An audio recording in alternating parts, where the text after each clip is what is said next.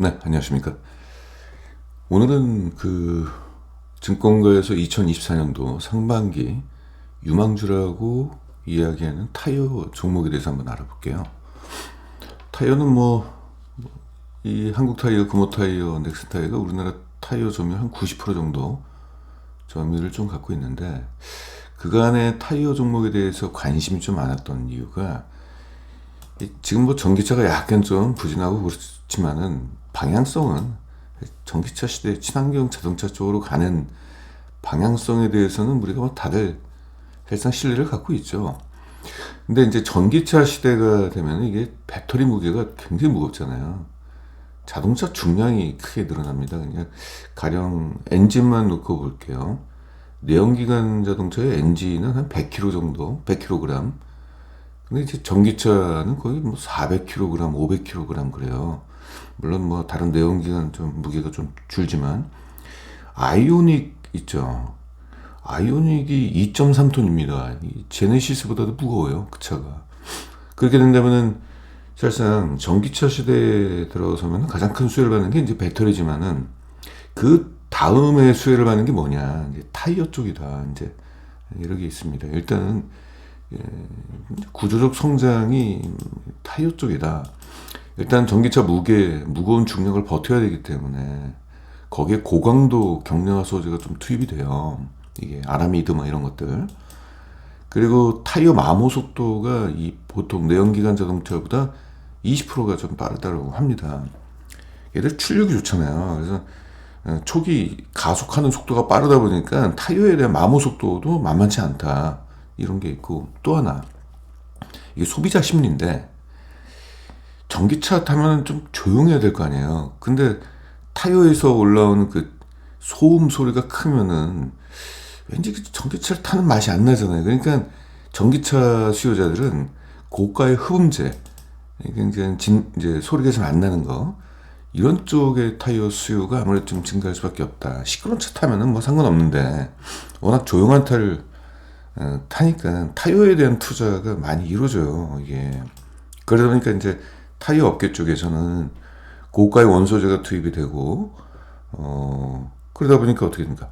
판매 가격이 증가하잖아요. 그러니까 비싼 타이어를 팔게 되니까 이득이 된다는 얘기죠. 그래서 이것들이 앞으로 본격적으로 그런 수혜가 일어날 가능성이 높다. 그래서 지금 타이어 쪽을 얘기가 그동안 좀 많이 나왔던 얘기입니다. 오늘은 얘기 안 하지만은 효성 첨단 소재도 괜찮을 것 같아요. 거기가 이제 관련된 고강도의 타이어와 타이어 코드 만들고 이러잖아요. 아라미드 타이어 만들고 그쪽 소재 들어가고. 그래서 효성 첨단 소재는 나중에 제가 말씀드릴 기회가 있겠지만은, 작년에는 좀 부진했어요. 작년에 영업이익이. 근데 올해는 좀 회복이 될 것 같아요. 그래서 그것도 제가 생각할 때는 유망주라고 일단 판단이 좀 되는데, 나중 기회에 다시 말씀드리고, 오늘은 타이어만 일단 짚고 넘어갈게요. 일단 증권가에서 유망주라고 떠들었으니 사실 확인을 해야 될 거 아니에요. 그래서 지금 우리가 투자하게 된다면 한 어느 정도 수익을 얻을 수 있는지를 한번 살펴보는 시간을 좀 갖도록 하고요. 만약에 기대 수익률이 별로 안 좋다 그러면은, 이런 종목들은 주가가 떨어질 때까지 좀 기다린 뒤에 좀 저가에 매입하는 것도 나쁘진 않아요. 그러니까 저는 항상 그렇습니다. 실적과 이 주가, 이 두 가지가 마음에 들어야 되거든요, 매수를 하려면은. 근데 이제 대부분의 기업들이, 이제 좋은 기업들은 실적은 좋은데 가격이 마음에 안 들어가지고 놓치는 종목들이 좀 많은데, 왜 놓쳤냐? 가격 안 좋다고 갖다 버렸어요. 그냥 잊어버린 거죠. 근데 저는 이제 어떻게 투자하냐면은, 실적 좋은데 가격이 마음에 안 들어, 그럼 따로 모아놔요. 따로 모아놓은 뒤에 계속 그 가격을 확인합니다. 그러다가 이제 종합지수라는 게 그런 거잖아요. 장이 좋을 때가 있고 또 안 좋을 때가 있잖아요, 사실은. 우리나라 경제 성장률을 오버 슈팅해버리면 당연히 나중에는 주가 떨어지는 건 당연할 거 아니에요. 근데 그때를 기다리는 겁니다. 안 좋을 때. 안 좋을 때 주가만 안 좋지 기업의 실적이 안 좋아지는 건 아니거든요. 그때쯤 되면은 실적 성장 대비 싸게 살 수 있는 기회가 있으니까. 그래서 최근에 타이어업계 쪽에서는 악재가 나왔습니다. 그 악재도 한번 살펴볼게요. 그 악재가 잘하면은 좀 싸게 살 수 있는 기회로 삼을 수 있을 것 같아요. 그 악재가 장기적인 악재는 아니니까. 자, 보겠습니다. 일단 한국 타이어부터 좀 볼게요. 일단 타이어 공장을 좀 볼게요. 중국에 세 곳이나 있어요. 그래서 헝가리 공장이 하나 있고 미국, 인도네시아. 일단 공장 수는 가장 많은 것 같아요. 6개나 됩니다. 그리고 뭐 전 세계적으로 판매 네트워크가 있고요. 국내 점유율은 뭐 3, 40% 1위 정도로 좀 파악이 되고 있고, 뭐 승용차와 트럭 같은 경우는 있는데 뭐 다 공통입니다. 그래서 한국 타이어만 일단 이런 걸 좀 갖고 왔어요. 승용차야 뭐 국내 뭐 소비 심리, 뭐 경기 뭐 이런 쪽에 좀 영향을 좀 받겠죠. 트럭 같은 경우는 경기 민감하고.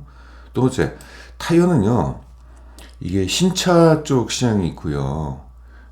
다시 이제 재구매, 그쵸. 그러니까 이제 뭐라고 합니까? 그 애프터마켓이라고 보통 얘기죠. 중고 시장.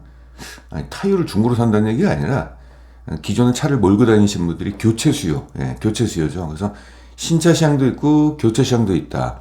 신차 시장이야 약간 뭐 경기에 영향을 좀 받아가지고 차량 출고량이 좀 줄어들 수는 있겠지만은, 타이어는 안전의 문제가 있기 때문에 교체 시장에서는 안정적인 수요가 나온다는 것, 이 부분이 참 좋습니다. 저는. 그래서 실적이 비교적 좀 안정적이다. 매출액 측면에서 볼 때는. 최근에 타이어가 좋다라는 얘기는 이 판매 가격과 원재료 가격 사이에 그 스프레드가 좋아졌어요. 마진 개선이 일어났다는 얘기죠. 그래서 판가는 좀 증가하는 흐름인데 원재료 가격은 약간 하향 안정화가 되면서 마진폭이 또 늘어난 거예요. 그래서 이런 흐름이 당분간은 나올 것 같다는 판단이 좀 들어가지고 이 부분 좀 갖고 왔습니다. 자, 최근에 악재를 말씀드릴게요. 지금 이게 수에즈 운하 쪽 있죠, 홍해 쪽. 이쪽에 지금 뭐 거의 반군 세력들이 뭐 미사일 공격하고 막 이러고 지나가는 배들 막 협박하고 막 이러고 있잖아요. 그러니까 그런 리스크가 있어요. 그래가지고 지금 해운 운임비가 갑자기 급등을 했어요. 한번 볼게요. 이게 우리한테 기회라는 얘기죠. 이게 악재가 아니고 기회예요. 투자의 기회. 자, 저는 그렇게 보고 있습니다. 한번 보겠습니다. 컨테이너 운임비 수를 일단 좀 갖고 와서 볼게요. 이건 벌크선이고, 요걸 봐야죠. 네.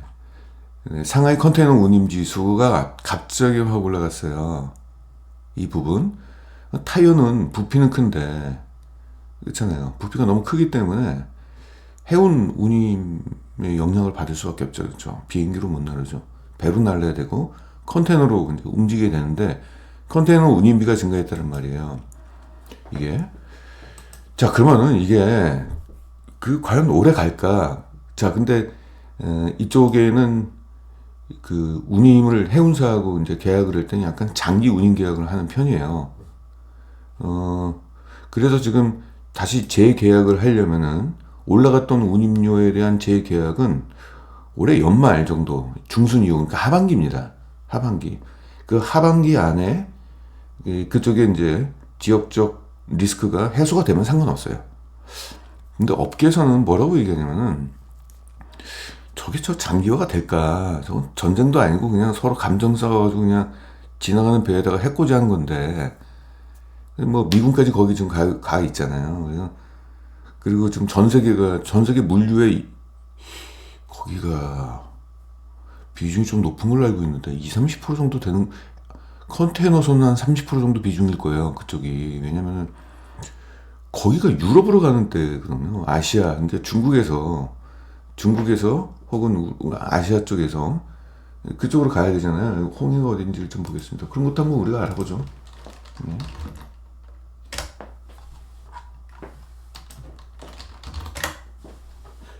이럴 때 보지 언제 보겠습니까? 여기 그림 한번 볼까요? 이쪽이에요, 이쪽. 이게 이제 아시아 쪽에서 이렇게 해가지고 여기 유럽으로 가려면 이쪽으로 가야 되거든요. 안 그러면 아프리카를 삥 돌아서 가야 돼요. 자, 볼게요. 여기인데 여기 홍해를 거쳐서 유럽으로 지금 가려고 하는 거예요. 여기 터키, 그리스 이런 쪽으로, 유럽 쪽으로. 만약에 이 홍해를 거치지 않으면 어떻게 되느냐? 아프리카를 한 바퀴 돌아야 돼요, 이거를. 여기서 이렇게 돌아야 돼, 이렇게 돌아야 돼요. 그러면은 이제 배로 가면 한 열흘이 걸려요. 열흘이 더 걸려요. 그러니까 전 세계 운임비가 증가할 수밖에 없죠. 지금 우리나라 선박은 이쪽을 안 가고 한 바퀴 돈다고 합니다. 그러면 일단은 같은 화물을 실었는데 배 운송 기간이 길어지는 거잖아요. 그러니까 운임비가 증가할 수밖에 없는 구조죠. 그래서 이제 이 부분이 과연 언제까지 갈 것이냐 이제 이거예요. 이거. 만약에 이런 것들 때문에, 근데 이런 것들은 단발성이잖아요. 이런 것들 때문에 주가에 큰 조정을 많이 받거나 이러게 된다면은 전략적 매수 기회로 삼는 게 괜찮을 것 같아요. 이 부분이. 그리고 시간이 지나면요. 저 물리비용 증가한 거 부분이 있잖아요. 적당한 시차에서는 운임비 증가 때문에 그 타이어 회사들의 비용 부담으로 좀 가져가겠지만은 결국 저런 것도 판매 가격이 다 올려요. 판가에 다 올립니다. 제가 타이어 가게 아저씨한테 가서 물어봤어요. 작년 가을에 타이어를 먼저 물어봤는데, 저는 항상 그런 게 관심이 있으니까, 요즘 타이어 가격이 많이 올라가고 있습니까? 그랬더니, 어휴, 말도 마십시오. 거의 뭐 보름 단위로 계속 가격 올라간다는 소식이 계속 들리고 있어요. 그러니까 왜 그래요? 그때 물류 대란이 있었잖아요. 물류 대란 때문에 타이어 회사들이 그 물류 부담을 좀 갖고 있었던 거예요. 그래서 그 부분을 이제 소비자들한테 전가를 시키는 거죠, 이게. 그래서 아무튼 뭐 그런 부분이 있었습니다. 원재료 가격 상승도 있었고 물류 상승이 있었고, 근데 결국은 특정한 시차를 두고 판가 상승이 이루어지기 때문에 그게 나쁘지 않습니다. 그것 때문에 제가 이제 전략적인 매수를 할 필요가 있다. 앞단에서 넓게 본다면은 지금 전기차 시대에 들면서 타이어 쪽은 구조적으로 성장을 하니까 우리가 전략적으로 쳐다보자라는 얘기입니다. 타이어 마모 속도도 빠르게 들고 고강도 경량화 소재가 계속 투입이 되고 있고, 결국 이제 판가 상승으로 이어지니 이제 이런 단발성 악재를 한번 이용해 보자, 뭐 이런 얘기입니다. 근데 아직은 좀 여유가 있어요. 재계약까지는 올해 하반기니까 그때까지 그 지리적 리스크가 해소만 되면 상관이 없다. 이렇게 이제 이해가 되시죠? 연간 실적 올라가는 거 보세요. 수익성이 아주 좋아졌죠. 판가 상승, 원재료 가격 하락 때문에 일어난 겁니다. 그건 뒤에서 한번 확인해 볼게요. 아무튼 매출도 좀 좋아졌고 수익성도 지금 좋아지는 흐름이 나오고 있고, 저 4분기 실적 더해지면 이 정도 나와서 매출액이 최근 5년 동안에는 가장 높은 매출액이 나올 것 같아요. 영업이익도 마찬가지고, 이게 사상 최대 실적까지 갈까 모르겠네요. 아니네, 지난해가 영업이익이 더 높을 것 같네요. 분기 실적을 보겠습니다. 계속적으로 수익성 개선이 일어나고 있죠. 영업이익률이 올라가고 있죠. 영업이익률이. 성수기는 뭐 여름인 것 같아요. 이때 자동차 많이 바꾸고, 중고차도 여름에 많이 팔리죠. 신차도 그렇고. 그러니까 이쪽이 성수기인 것 같고요. 아무튼 수익성이 굉장히 좀 좋아졌습니다. 영업이익률이. 3분기 실적만 볼게요. 매출액은 2% 증가했는데 영업이익이 2배가 증가했네요. 이 부분. 일단 매출액부터 보겠습니다. 어디서 물건이 많이 팔렸는지.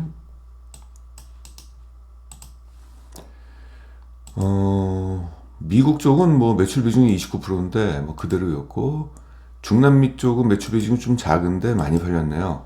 아시아 쪽은 좀 역성장을 했고, 유럽 쪽이 성장을 많이 했습니다. 한국 타이어는 매출 비중이 유럽 시장이 가장 커요. 여기서 매출액이 21%가 증가했고, 대한민국이라고 써, 그냥 한국이라고 쓰지나, 이런 거 너무 좋고, 국뽕, 대한민국. 예. 경제 쪽에서 자꾸 대한민국으로 말을 쓰니까. 11% 증가했네요, 우리나라는. 아무튼 유럽 시장이 일단은 자동차 수요가 좀 높았다라는 게 있고, 전기차도 지금 유럽 시장 괜찮죠? 전기차는, 그쵸? 네. 자, 그러면은 영업이익이 좋아졌잖아요. 지금 매출 증가보다 영업이익 증가율이 굉장히 좋아졌잖아요. 그 원인을 보게 된다면은 일단 타이어 판매, 평균 판매 단가가 상승을 했습니다. 이게 올해 3분기 누적이고, 이게 지난해 3분기 누적, 지난해 결산입니다. 3분기 누적으로 봤을 때 전년 대비 9.3% 올라갔어요. 판매 가격이. 바로 이런 거였거든요. 제가 타이어 가격에 물어본 게. 굉장히 크게 올라간 거예요. 타이어 시장이 경쟁이 치열한 것이잖아요. 근데 판가가 9%씩이나 올라갔다는 것은 대단한 겁니다. 자, 그럼 원재료 가격이 어떻게 됐냐? 원재료 가격은 떨어졌어요. 이게 천연 고무, 합성 고무 다 쓰고 있고, 타이어 코드 가격도 떨어졌네요.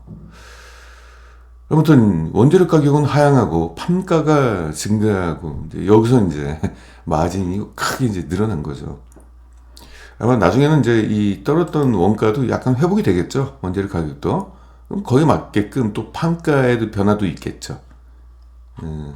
이렇게 됐습니다. 그래서 실적을 직계해서 보시게 된다면 매출액은 9%가 증가했고 영업이익은 69%가 증가했어요. 3분기 누적으로 봤을 때 높은 수익성이 나왔습니다. 매출 원가율이 개선됐죠. 7%나 개선됐어요. 이게 바로 아까 원재료 가격과 판가 차이에 그것 때문에 그런 거고 판관비는 증가했고요. EPS를 보겠습니다. 순이익이죠. 결국 이것 때문에 이제 PR이 결정이 되는데 누적으로 볼게요. 지난해 2분기가 아주 좋았어요. 그 2023년도 1, 2분기는 좀 낮았고 그 전년도 이때가 좋았고 그쵸. 이때가 좋았기 때문에 결론적으로 봤을 때 3분기 누적으로는 19%가 역성장했지만은 4분기가 기대가 되네요. 지난 4분기가 안 좋았잖아요. 그 올해 4분기가 정상적인 실적이 나오게 된다면 연간 EPS는 전년 대비 증가할 걸로 보이고 있습니다. 그죠? 그러니까 분기 실적을 이렇게 나눠서 봐야 돼요. 그러니까 여기서 작전을 잘 짜야 돼요. 누적으로 봤을 때 19% 역성장했다 그러면 에이 이러는데 아니야. 남겨진 카드가 있어. 지난해 실적이 안 좋았기 때문에 이번에는 연간 실적으로는 좋아지겠지. 라는 판단할 수가 있겠죠. 일단은 하반기, 4분기 실적은 어떤지를 좀 추정을 한번 해보겠습니다. 4분기 매출액이 한 이 정도로 추정이 되고 영업이익률은 한 15% 정도. 네. 매출액은 전년 동기 대비 2%가 증가하지만 영업이익은 57%가 증가한다. 높은 수익성 계속 나오네요. 50% 이상의 영업이익 성장을 보였습니다. 영업이익률도 10%대로 계속 유지가 되고 있고요. 이때 일회성이 얘기 나왔었네요.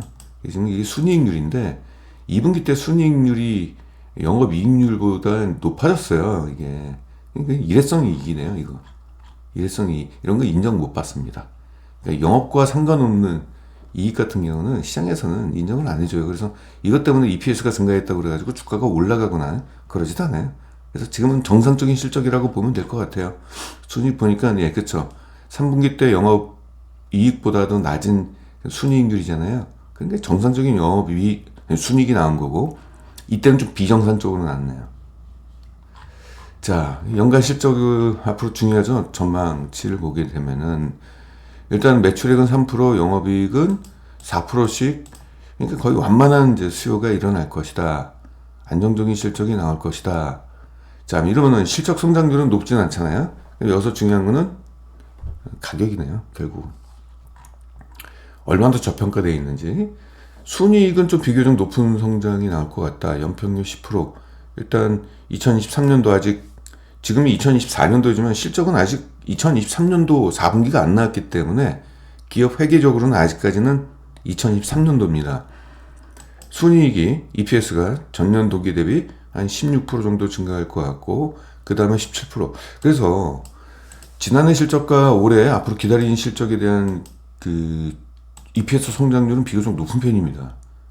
이게 이제 주가 영향을 좀 받겠죠. PR을 좀 보수적으로 잡아볼게요. 자, 다른 기업하고 이제 PR은 좀 보수적으로 잡아볼게요.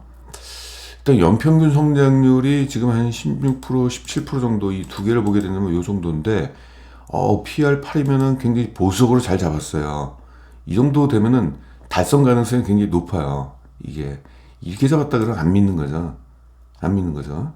근데 8로 잡았다. 업계에선 8로 잡았어요. 그러면은 이 목표가 6만 원에 대한 목표가 지금 사면 27%에 대한 기대 수익률 이 부분에 대한 신뢰도는 좀 높은 편입니다. 그럼 이건 이제 순이익으로 적정 주가를 평가한 거고 어차피 얘들 같은 경우는 이 제조업이자 이 장치 산업이기 때문에 PBR로 좀 볼 필요도 있죠. PBR로 보게 된다면은 목표 PR을 코로나 이전에 한 0.8로 줬습니다. 0.7로 줬어요. 여기 0.7로 준 거 보시죠.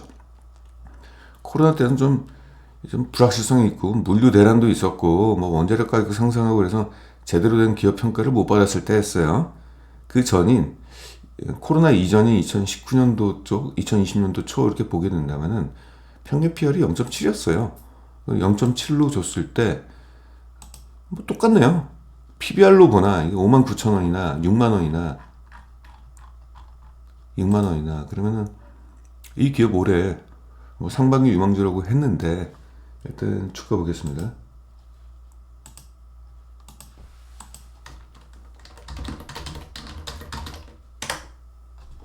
일단 흐름 자체는 지금 뭐 긍정적인 흐름이 좀 나오고 있어요. 차트로 보겠습니다. 네, 뭐 이런 흐름이 나오고 있네요. 일단 지금 뭐 기관 쪽에서 열심히 매수를 하고 있네요. 보통 이런 추세가 이렇게 6만원까지는 일어날지 뭐 종목 좀 돌파할 것 같네요. 뭐 단기적으로 접근하셔도 되고, 만약에 이 종목이 아까 그 수혜주나 그 이슈 때문에 주가가 조정을 받게 된다면 우리가 관심을 가질 필요가 좀 있다. 왜냐, 타이어는 전기차 시대에서 앞으로 구조적으로 성장하는 분야이기 때문에 그렇게 될 확률이 높다. 타이어 마모 속도가 20%가 빨리 단다는 얘기는 이건 교체주의가 빨라진다는 얘기잖아요. 이게 얼마나 좋습니까? 그러니까 제가 생각할 때는 그래요. 고가의 타이어 수요가 증가하든지 아니면은 고가의 타이어가 부담된다 그러면 저가의 타이어를 사는데 교체주의가 빨라지는 거죠. 어쩔 수 없이 이게 그러니까 좋은 거죠 이게. 그러니까 구조적 성장이라는 게 여기서 나오는 거예요. 자, 그럼 한국 타이어 일단 스킵해 놓고요. 금호 타이어 한번 가보죠. 금호 타이어는 한국에 공장이 3곳 있고 중국도 3곳, 미국, 한국, 베트남, 한국. 그래서 금호 타이어하고 공장 수는 금호 타이어가 좀 더 한 군데가 더 많네요. 뭐 이렇게 표현하면 안 되죠. 공장 수가 중요한 게 아니죠. 생산 능력이 중요하죠. 일단 최근에 좋은 이슈가 하나 있어요. 베트남 공장이 증설이 됩니다. 잘 안 보이시죠? 베트남에 이제 2차 증설 가동이 일어났는데 올해 1분기부터 가동이 이제 본격화된다고 해요. 그러면 이제 매출 캐파가 달라지잖아요. 그 규모가 어느 정도면 2배 이상으로 키웠어요. 연간 타이어 한 600만 본이라고 보통 표현합니다. 600만 개를 이제 생산을 하는데 1250만 개로 생산 능력이 확대가 됐다는 얘기입니다. 그러면 이제 규모의 경제를 실현할 수가 있겠죠. 이건 좋은 거죠. 매출 성장과 그리고 또 하나 이렇게 증설했다는 것은요. 어딘가 수요가 있다는 얘기예요. 고객사로부터 물량 주문이 크게 들어왔기 때문에 생산 능력을 확대하는 거고, 향후 유럽 시장, 얘들이 유럽에 공장이 없어요. 베트남에서 만들어가지고 유럽 혹은 중국에서 만들어가지고 유럽으로 공급하고 있는데 유럽 시장이 좋아지니까 유럽에 직접 공장을 증설을 하려고 한다. 왜냐, 물류비를 아낄 수가 있으니까. 최근 똑같이 한국 타이어와 똑같이 판가와 원재료 가격 사이에서 마진 개선이 일어나고 있습니다. 그리고 이제 홍해 사태는 금호 타이어한테는 그렇게 크지 않는 걸로 지금 얘기가 되고 있어요. 왜 그러냐면은 지금 얘네가 이제 유럽에다가 이제 수출할 때 중국에서 만들어가지고 유럽에다가 수출하는데 상하이 유럽 운임비죠. 거기 홍해사이를 지나가야 되는데 그쪽에 운임비는 급상승했는데 애들이 중국에서 철도로 이용을 좀 많이 하고 있다고 합니다. 그래서 그 영향이 이렇게 크진 않다. 한국 타이어나 넥슨 타이어에 비해서. 그리고 만약에 해운 운임료의 영향을 뭐 전혀 안 받진 않죠. 그렇잖아요. 그래서 얘들도 한 올해 2분기 이후에나 하반기 이후에나 만약에 해운 운임료의 투입 원가가 상승하게 된다면은 그때나 반영이 된다. 전쟁이 6개월, 그 국지전이 6개월 이상 가지는 않겠죠. 그 전쟁은 아니니까 거의 그냥 땡깡 부리는 거잖아요. 그냥 빨리 끝났으면 좋겠다는 마음으로 얘기하는 겁니다. 최근에 그 현대모비스 주가도 확 떨어졌잖아요. 그게 걔네들이 작년까지 운임비 증가, 물류 비용 증가 때문에 지옥 같은 일을 겪었거든요. 근데 요번에 또 그런 테러가 일어나니까 그것 때문에 최근에 주가가 급락한 게 바로 그거예요. 현대모비스 그렇게 된다면은 현대모비스가 지금 실적도 엄청나게 좋은 기업인데 주가가 이렇게 떨어진 거고, 그게 만약에 단발적인 국지전에서 끝난다 그러면 이 주가는 떨어졌던 거 다시 확 반등하겠죠. 현대모비스까지 얘기하네요. 떨어졌던 원인이 뭔가 궁금하실 것 같아가지고, 왜냐면 제가 지난 시간에 현대모비스를 언급했거든요. 근데 갑자기 주가가 뚝 떨어지니까 다행히 최근에 이제 반등은 했습니다만은 반등은 하고 있습니다. 왜냐면은 반등하는 이유가 아까 저런 것들이 오래가지 않을 거라고 이제 시장에서 전망을 하는 거예요. 그러니까 기업 가치 대비 엄청나게 지금 할인되어 있으니까 지금 이런 겁니다. 현대모비스가 더 좋아 보이네요, 저는. 일단 이제 이런 식으로, 그러니까 우리가 이런 공부를 통하는 게 뭐냐면은, 이 물류 비용에 대한 부담이 큰 기업들이에요. 현대모비스도 그렇고, 이 타이어 업체들도 그렇고, 배보다 배꼽이 더 커요. 예. 타이어 단가가 그렇게 비싸지는 않은데, 거기에 차지하는 물류 비용이 엄청나니까. 그러니까 이런 걸 보면은, 물류 비용에 대한 부담 있는 기업들, 그런 물류비가 완화가 되면은 또 그게 수혜로 바뀌는 거잖아요. 근데 이런 것들 좀 알면 되게 좋죠. 보일러도 마찬가지예요. 보일러 단가가 이렇게 비싼 건 아닌데 부피가 크잖아요. 그러니까 운임료에 대한 부담이 엄청나게 크죠. 경동나비행 같은 거. 근데 이런 것들이 이제 해소가 되면은 그것들이 이제 호재로 작용할 수 있다. 실적 개선이 이루어질 수 있다. 이런 부분을 볼 수 있습니다. 연간 실적으로 볼게요. 일단 뭐 2022년도는 모두 개선된 흐름이 좀 나오고 있고, 이때 전기차가 많이 팔렸죠. 작년도에. 그런 쪽이 좀 수혜가 일부 있었던 것 같습니다. 그런데 영업이익률이 그동안 좀 안 좋았네요. 그러다가 올해 완전히 급등을 했어요. 지난해. 수익성 개선이 크게 일어났다라는 거. 분기 실적을 보면은 꾸준하게 올라갔습니다. 이거는 글로벌 해운 운임료가 하향 안정화된 부분과 원재료 가격이 증가한 거에 대한 판가 상승, 뭐 이런 부분들이 작용이 된 게 아니냐. 그래서 뭐 영업이익 성장은 뭐 무지막지하게 올라갔어요. 4,000%씩 10배씩 올라갔네요. 0.1%에서 뭐 5%가 됐으니 영업이익이 얼마나 많이 올라갔겠습니까? 아무튼 정상적인 실적이 좀 나오고 있다. 매출액은 14%가 증가했고요. 영업이익은 이건 뭐 4,900%가 증가했다라기보다도 실적이 이젠 정상화되고 있다. 그동안 안 좋았던 게. 매출액 성장률을 한국타이어하고 같이 볼까요? 한국타이어는 몇 프로 올라가느냐? 8%, 9% 올라갔는데, 금호타이어가 굉장히 선전을 했네요. 매출액 측면에서 아주 좋았습니다. 순이익이야, 뭐, 흑자전환. 네. 뚜렷한 흑자전환이 일어났고요. 4분기까지 적자였어요. 이번에도 4분기 때 흑자전환, 그렇게 기대가 됩니다. 기대될 수밖에 없는 게 지금 뭐 좀 이따가 원재료 가격이나 판가를 보시면 판단할 수 있어요. 일단 어디서 많이 팔렸냐, 매출 비중이 얘들 미국이 높네요. 북미가 가장 높고, 아까 한국 타이어는 어디가 높았냐, 이런 거 비교하시면 좋죠. 얘들은 한국 타이어는 유럽 시장이 높아요. 유럽 시장. 그 다음에 이제 북미인데, 금호타이어는 북미가 가장 높고요. 유럽은 조금 낮네요. 그래서 그러니까 그거예요. 전략, 어느 국가를 공략하느냐, 전략적으로. 금호타이어는 이제 미국이고, 한국타이어는 유럽이고, 유럽 시장의 성장률이 좀 높았네요. 그쵸. 이쪽에서 실적 성장을 많이 50%씩이나 증가했으면은, 그럼 금호가 한국 타이어보다 더 많이 성장했네요. 매출 성장을. 유럽에다가 더 많이 팔았다는 얘기네요. 금호가. 성장률적 측면에서 보게 된다면은. 그랬다는 거고. 자, 타이어 판가를 볼게요. 타이어 판가는, 이거 어딥니까? 좀 판가는 하락이 됐네요. 금호 타이어는. 판가는 하락이 됐는데, 자, 영업이익이 왜 이렇게 좋아졌냐? 타이어 판가는 하락했지만 원재료 가격은 더 많이 떨어졌습니다. 원재료 가격이 그냥 폭락 수준으로 떨어졌어요. 이 정도면.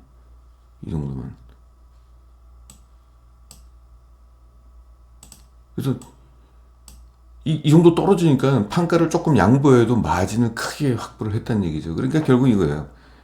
판가와 원재료 가격 사이에 마진율이 증가한 거죠. 그러니까 수익성 개선이 크게 일어난 거죠. 물류비가 증가하게 되면 당연히 판가를 또 올리겠죠.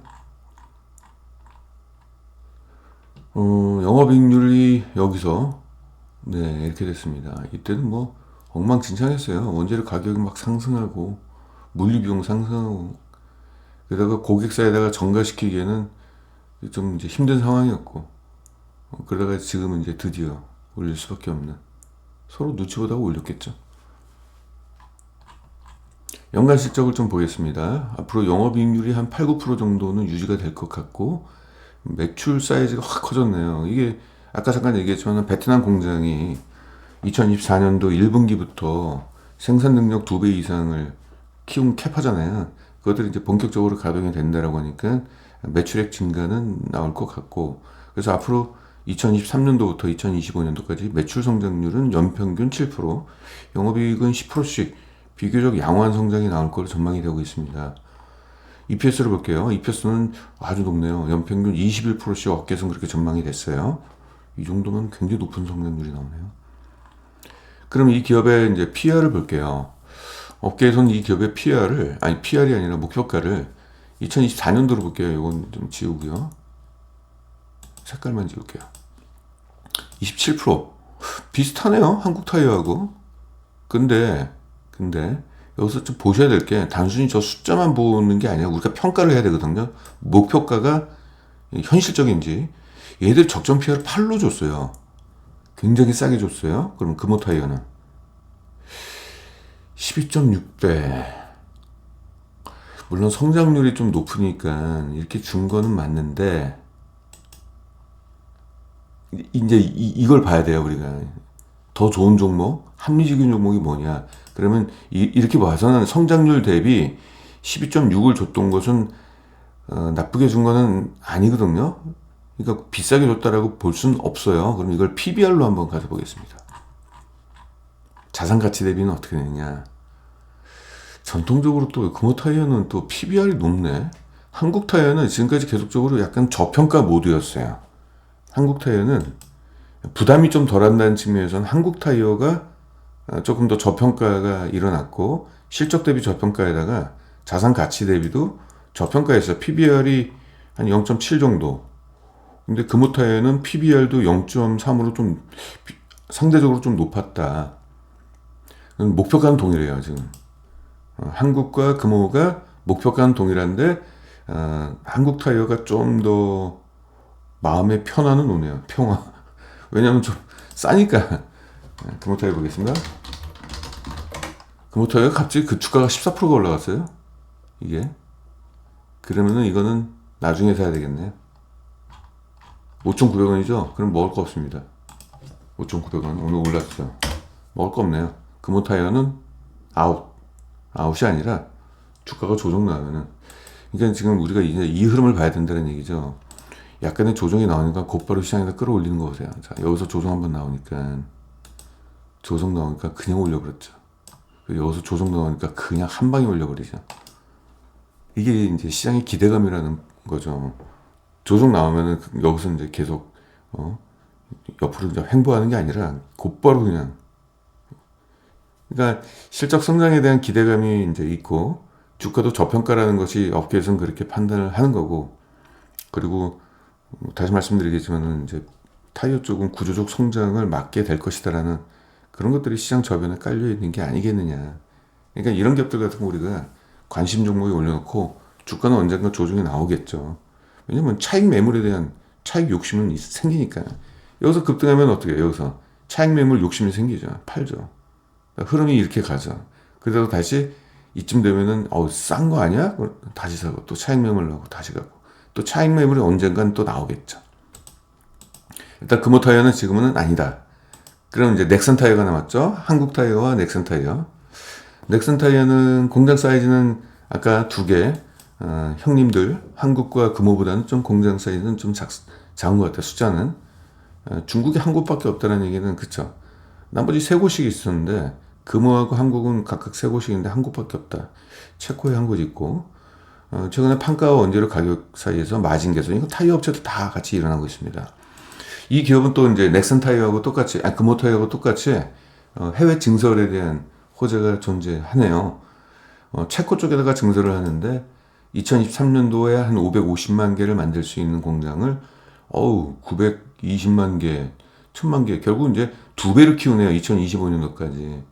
이런 부분이 좀 있다. 앞으로 이제 수요 증가를 예상하고 있고, 체코 쪽이니까 아무래도 그 물류 비용에 대한 부담은 좀 덜겠죠. 이게 유럽 쪽 시장 공략하는 것 같고요. 최근에 이제 홍해 관련된 리스크 있고, 관련된 1분기에 반영될 가능성이 존재한다. 남들보다는 이제 이 계약 기간이 다른 데에 비해서 좀 앞당겨서 계약을 하는 이슈가 좀 존재할 수 있다. 이런 거고요. 지금 2022년도는 다들 좋았습니다만 수익성이 굉장히 안 좋았네요. 네. 지금은 이렇게 됐고, 넥슨 타이어는 물류비 부담이 그동안 컸어요. 그래서 물류비에 대한 부분이 좀 많이 완화가 돼가지고 수익성이 정상적으로 좀 회복이 되는 흐름이 나오고 있습니다만은 아직 2018년도와 2019년도까지는 아니죠.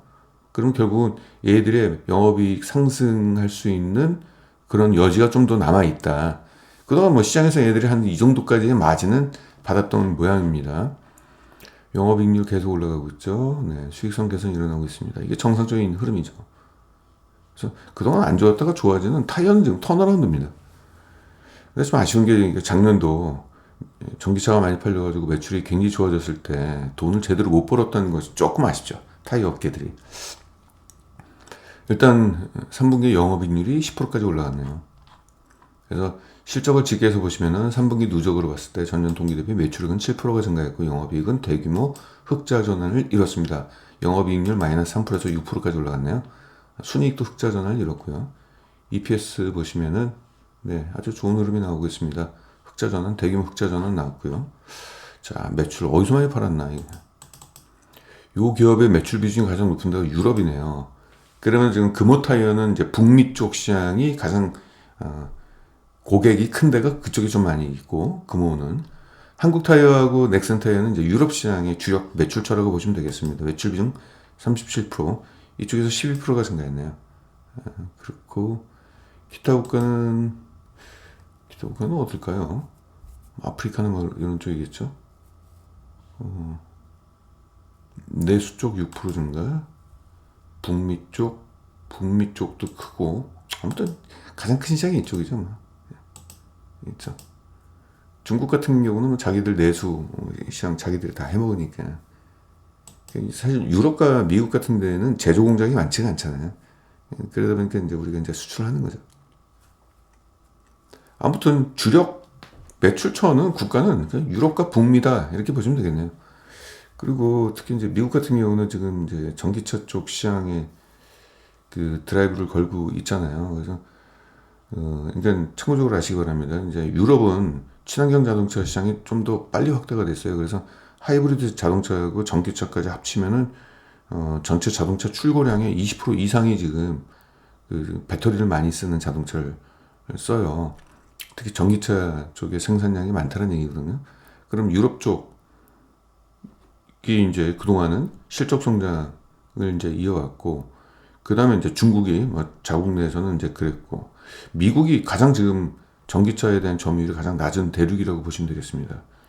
이게 트럼프 때문에 그랬죠. 트럼프가 전기차 같은 거 좀 싫어했기 때문에. 그러다가 이제 바이든 대통령이 되면서 친환경에다가 드라이브를 걸고 보조금 주고, 그리고 뭐 그 인플레이션 감축법, 그래서 전 세계에 있는 전기차 회사들 다 자국 내로 오게끔 해가지고 걸고 있잖아요. 그래서 전기차에 대한 기대감이 지금 약간 좀 죽었지만 그래도 생산량이나 그 보급률은 굉장히 높을 거예요. 너무 낮아가지고 4%밖에 안 돼요. 전기차 보급률이. 연간 생산, 작년도 기준인데 전체 생산하는 자동차가 미국 같은 경우 1,600만 대 연간 이 정도 되는데 그 중에서 전기차 비율이 4%도 안 됐어요. 근데 이런 것들이 이제 속도가 좀 더 가팔라진다는 얘기죠. 중국은 한 16%, 18% 정도 됐고, 작년도 기준입니다. 죄송합니다. 이게 재작년도 기준이에요. 2021년도 기준일 겁니다. 예. 착각했습니다. 제가 올해를 자꾸 2023년도로 제가 착각을 해가지고, 그런 상황이 있어가지고 보급률이 아주 높아질 거예요. 북미 쪽은. 그래서 이쪽 성장률이 앞으로 기대돼요. 특히 이제 전기차 쪽 같은 경우는 아무래도 판가도 높고, 타이어 가격이, 그리고 교체 수요도 빨리 오니까, 아마도 사이버 트럭 나오면은 그 엄청난 그 무게, 완전 탱크잖아요, 그거. 타이어 소모량 엄청 빠를 겁니다, 아마. 얼마 전에 뭐 광고 보니까 포르쉐하고 광고 뭐 속도 경쟁하는 것도 보니까, 이게 워낙 고출력이다 보니까 순간 가속도가 엄청나게 빠를 거란 말이에요. 그러면 타이어 소모량이 그만큼 빠르게 되겠죠. 네. 저는 그 타이어만 봤습니다. 자, 타이어 판매 단가가 평균적으로 3%가 증가했네요. 전년 대비. 좋죠. 3%가 가만히 앉아가지고 3%가 증가하면요, 영업이익은 엄청 좋아지는 겁니다. 이거 아무것도 아닌 게 아니에요. 정말 커요, 이게. 그냥 아무것도 하지 않고 그냥 그냥 돈이 확 들어온 거예요, 그냥. 판가 상승하게 되면.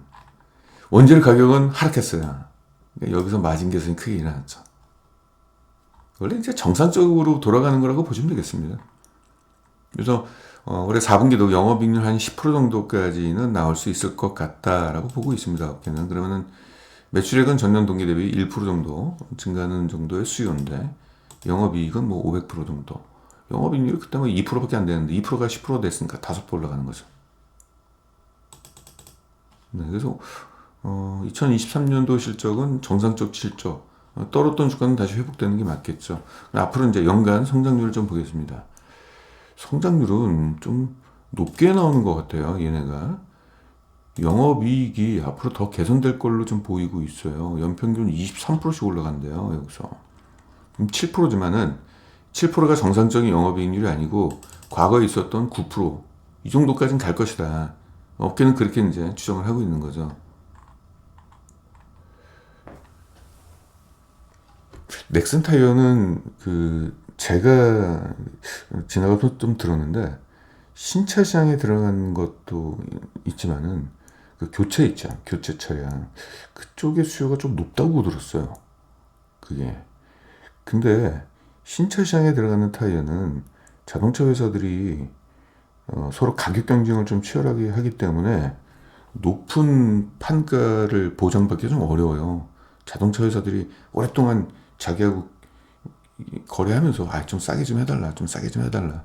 이러니까 가격 압력까지는 아니겠지만은 신차 쪽에서는 부품 가격을 높게 좀 가져가기 좀 어려운 분위기가 있습니다. 자동차사들이 그 가격 경쟁이 워낙 치열하다 보니까 대신 어디서 돈을 버느냐? 교체 사이클. 그건 이제 소비자들한테 받는 거잖아요.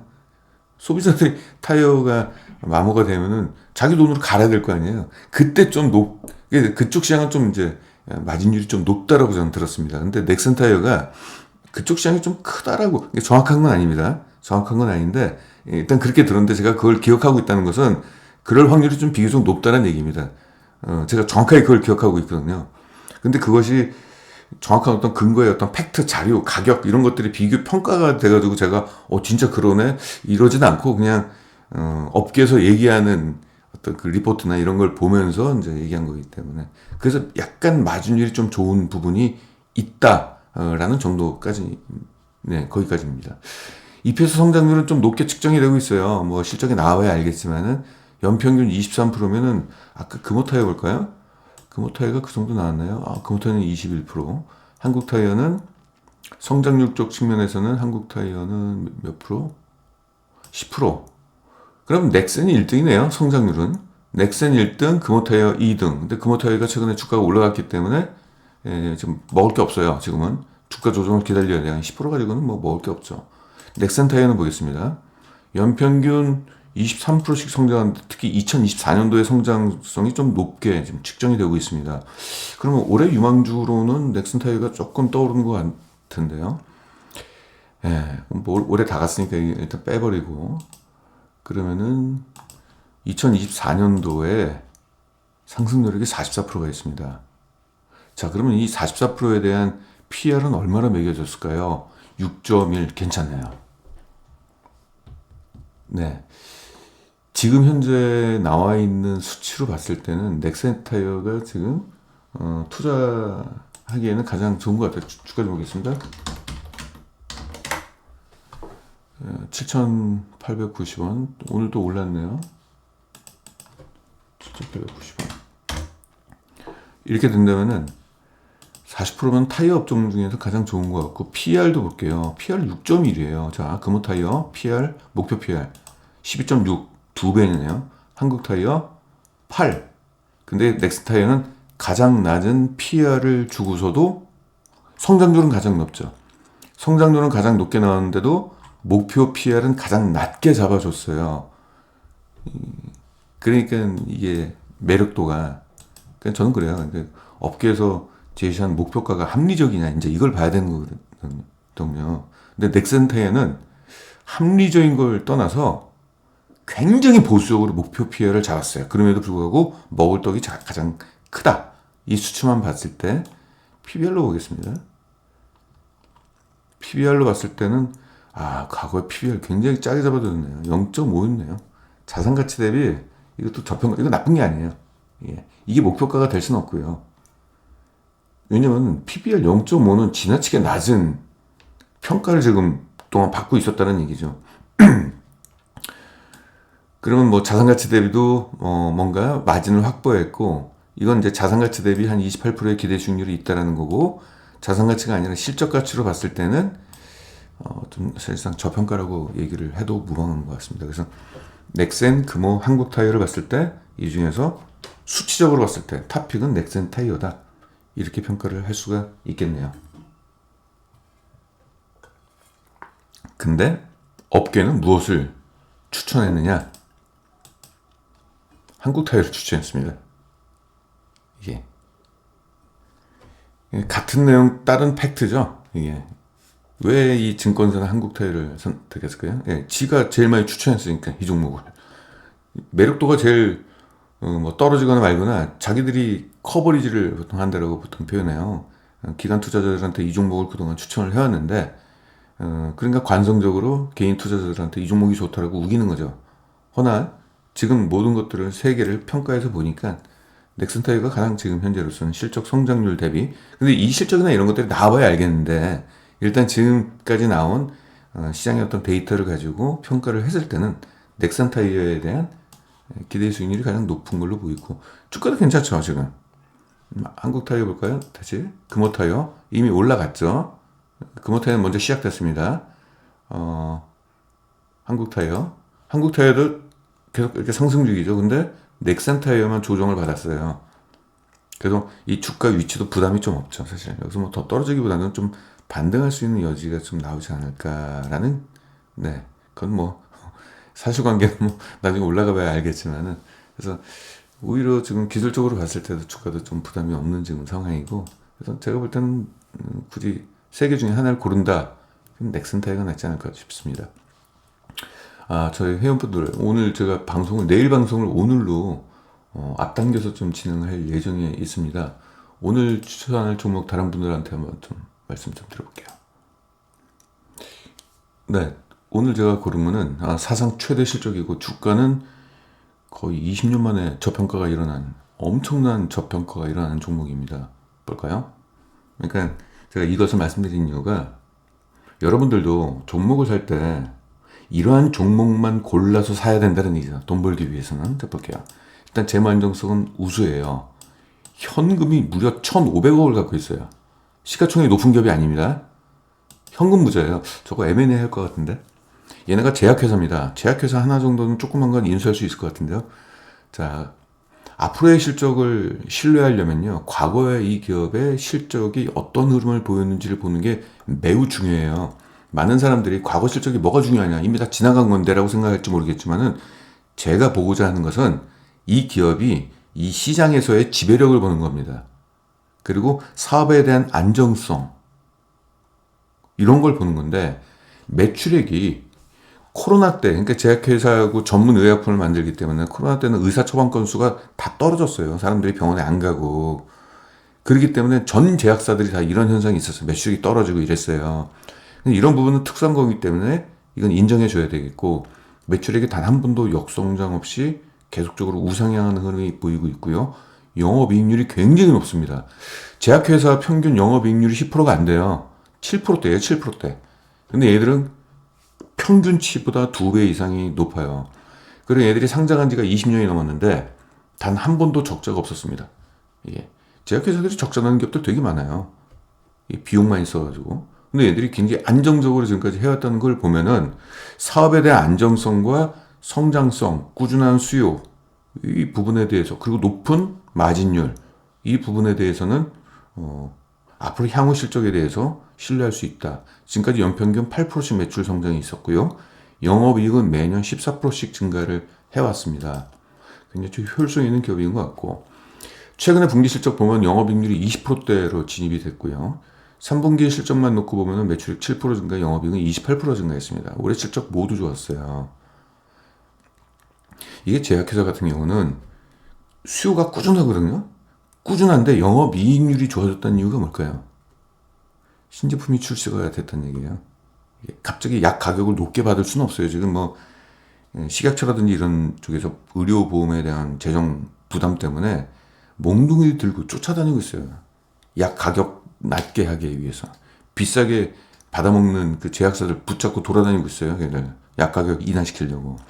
그런 상황에서 영업이익률이 이렇게 높은데도 불구하고 또 영업이익률이 또 올라갔다. 이거는 마진율이 좋은 신제품이 나왔다는 얘기입니다. 그거밖에 증명이 안 돼요. 설명이 안 돼요. 그렇다고 얘네들이 앞으로의 신약을 만들기 위해서 그 가장 높은 그 뭐죠? 연구 개발 비용을 낮출 리는 꿈에도 없고요. 제가 조사해봤더니 연구 개발 비용은 그대로예요. 판가 상승이에요. 저거. 자, 그래서 매출액이 7%가 증가했고요. 영업이익은 26%가 증가했습니다. 중요한 거는 성장률도 그렇지만은 얘네들이 이제 앞으로 2024년도 진짜 확실하게 성장하느냐. 이제 이걸 봐야 되고, 얼마나 가격이 싸냐. 이걸 봐야 돼요. 최근에 만든 신약입니다. 이게 나왔는데, 수요가 점점 좋아지고 있어. 의사 처방 건수가 증가하고 있다는 얘기죠. 이런 흐름이 지금 나오고 있어요. 이게 새롭게 나온 거기 때문에 당분간 수요는 꾸준하게 증가하는 흐름이 나올 겁니다. 과거부터 그랬거든요. 좀 나온 지 오래되면 성장이 좀 둔화가 되는데, 심지어는 경쟁사도 생기고 그 사이에. 그래서 처음에는 고성장하다가 그것들이 나중에 성장이 좀 꺾여요. 근데 최근에 나온 신제품 같은 경우는 이러한 성장이 앞으로 계속적으로 지속이 돼요. 또 하나. 이 종목은 무려 47%가 증가합니다. 이게 나온 지 2021년도에 나온 거거든요. 출시되자마자 폭발적으로 수요가 증가하고 있고, 이때는 한 2배 이상 올라갔고, 이때 47%가 증가했고, 그래서 당분간 이러한 업사이드가 계속 일어날 거고, 2024년도 실적에도 영향을 줄 겁니다. 이건 60%가 증가했네요. 그런 것들. 이거 2022년도에 출시된 이야기입니다. 그리고 또 하나 이제 제약회사는 또 호재라는 게 좀 있어야 되잖아요. 2025년도에 굉장히 큰 건이 있어요. 이쪽에 이제 시장이 글로벌 시장 40조 원 시장인데 국내에서 최초로 이 제품을 출시를 합니다. 그리고 더 재밌는 거 이미 지금 2025년도에 1월 달에 임상이 종료가 되는데 이때 이 제품을 출시 예정인데 국내 최초예요. 그러면은 전 세계에서 5개 회사밖에 없어요. 이 제품을 만드는 데가. 그리고 공장까지 다 만들어 놔가지고 이미 인증도 다 받았어요. 이 설비에 대한 가동에 대한 인증을 다 받았어요. 그래서 이게 굉장히 큰 건이 될 것 같아요. 이게 얘네가 이거 연구 개발한 게 10년째 됐더라고요. 이게 공장 다 만들어놔서 설비까지. 그 자동화 공장입니다. 그 자동화 공장을 2019년도에 이미 다 만들어 놨더라고요. 그래서 내년도 출시가 되면은 이거 뭐 1년 남았잖아요. 이게 모멘텀으로 작용이 될 것 같아요. 올해 2023년도는 실적 이 정도 나올 것 같고, 지금 증권가에서 이 종목을 다루지가 않기 때문에 지금 저평가되어 있어요. 증권사 쪽에 뭐 한미약품, 뭐 유한양해 뭐 이런 거 다루죠. 근데 이 기업은 완전 제가 볼 때 성장률과 이 영업이익률 보면 끝판왕입니다. 그리고 모멘텀도 있고, 저평가는요, 좀 더 말씀드릴게요.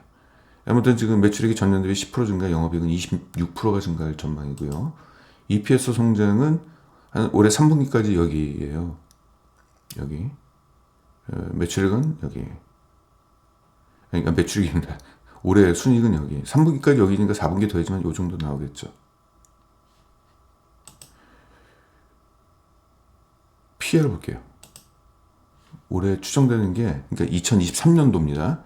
올해가 아니라, 이건 지난해 실적에도 못 미치는 주가예요. PR이 7.1인데 역대급 저평가가 났어요. 그럼 제약사 평균 PR이 얼마냐? 14예요. 제약사 평균이. 얘들은 12를 줬습니다. 욕심 안 부리고. 14를 줄 수 있는데, 그럼 이게 100%가 되는 거죠. 12, 낮게. 높지도 않고 낮지도 않고 조금 낮게 잡았죠. 12를 줬을 때도 불구하고, 지금 사게 된다면 70% 기대 중입니다. 이거 오늘 저는 9시에 방송하겠습니다. 포트폴리오를 좀 바꾸고 싶거나 확실한 구조적 성장인데 역사적 저평가를 갖고 있어서 가만히 있으면 주가 상승은 시간 문제다라는 종목으로만 포트폴리오를 구성하고 싶으신 분들은 저한테 오시기 바랍니다. 그런 종목만 다루고 있습니다.